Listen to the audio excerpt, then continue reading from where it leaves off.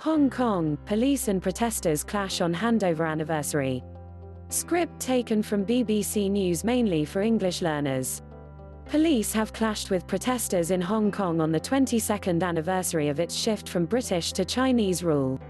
City Chief Carrie Lam attended the annual flag-raising ceremony on Monday morning, while police used pepper spray and batons to contain demonstrators. Millions have protested in recent weeks over a controversial extradition bill, which would allow people to be sent to mainland China for trial. The government has agreed to suspend it indefinitely, but the rallies continue. Ms. Lam is facing ongoing calls for her resignation, and large crowds are expected to attend an annual pro-democracy demonstration later. Their demands include a complete withdrawal of the extradition bill, revoking the term riot to describe protests on the 12th of June, releasing all detained activists, and investigations into police violence.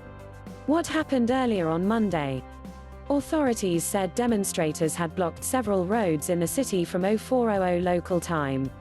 A police statement condemned illegal acts by protesters, who it said had taken iron poles and guardrails from nearby construction sites.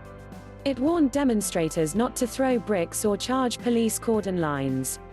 There are reports of injured protesters. News agency AFP said at least one woman was seen bleeding from a head wound after clashes with police.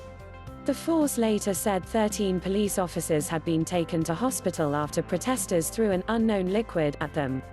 Some were said to have suffered breathing difficulties as a result. The flag-raising ceremony to mark the handover took place at the Hong Kong Convention and Exhibition Centre amid heavy police presence. In her first public appearance since the 18th of June, the city's embattled leader Carrie Lam said she realised she needed to spend more time listening.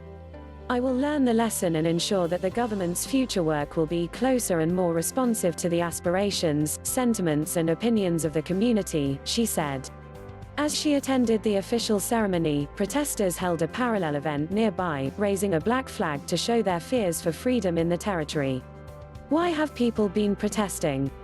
Hong Kong, a former British colony, has been part of China since 1997 under the one country, two systems principle, which allows it freedoms not seen on the mainland, including judicial independence.